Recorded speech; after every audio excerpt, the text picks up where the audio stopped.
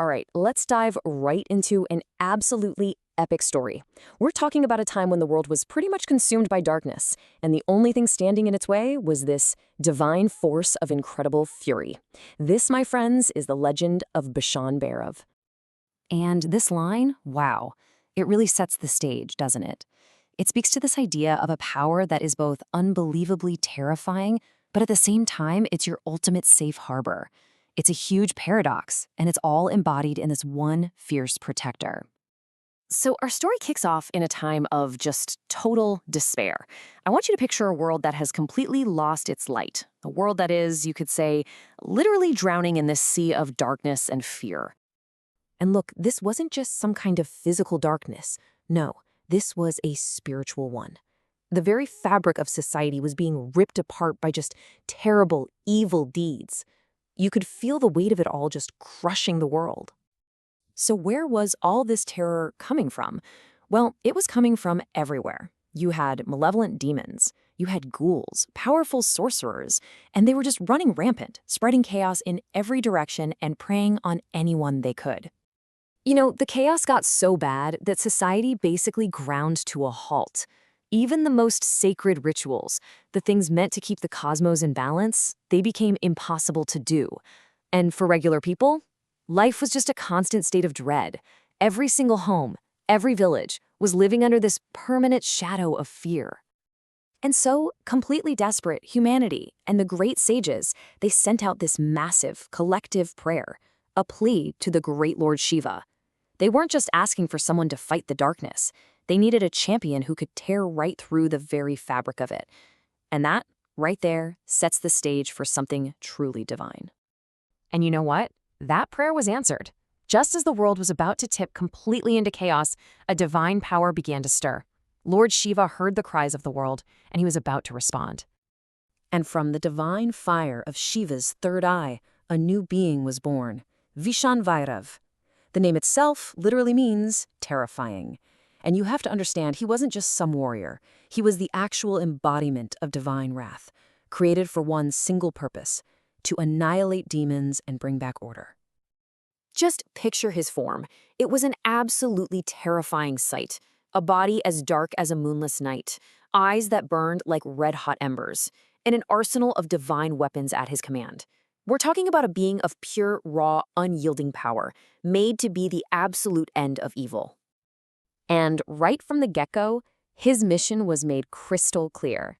His first roar was like a cosmic declaration, echoing through all of existence.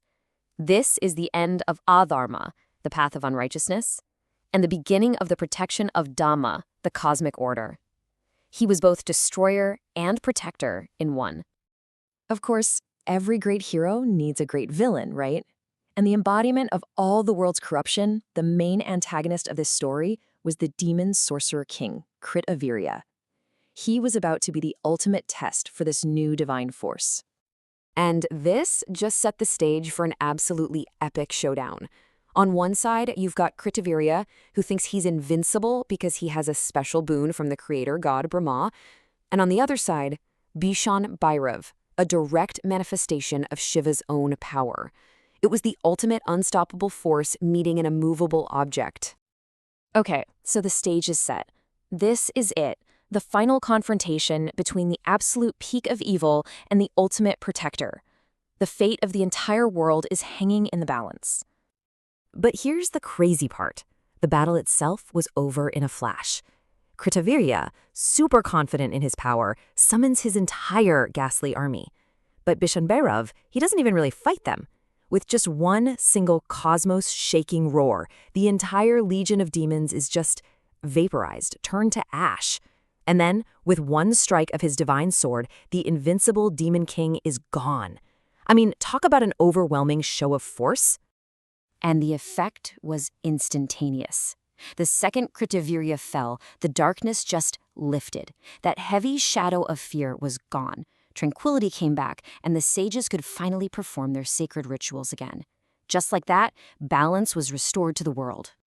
But listen, the story of Bhishan Bhairav doesn't just end with that one epic battle. Oh no. His role as a protector is timeless, and this is where the legend becomes really personal for so many of his followers. So here's where you really see his dual nature. That terrifying form, the burning eyes, that thundering roar, all of that is reserved only for the forces of evil. For his devotees, for people who are on the right path, he is this incredibly powerful, benevolent guardian. And his protection is super specific. Devotees believe he guards them from things like untimely death, sure, but also from supernatural threats. We're talking black magic, malicious entities, and even the crippling effects of fear and negative energy. He's basically a shield against all forms of darkness. So how do people connect with this protective energy today? Well, it's all through devotion. It's said that reciting sacred hymns, like the Bhairavishtak, is like a direct line to Bhishan Bhairav, calling on his immediate presence and protection whenever you're in trouble. And this brings us to one last thought. This ancient story is obviously so powerful, but it leaves us with a really interesting question for our own lives. When we face our own modern kinds of darkness, things like injustice or fear or despair, what does a true protector look like today? It really makes you think, doesn't it?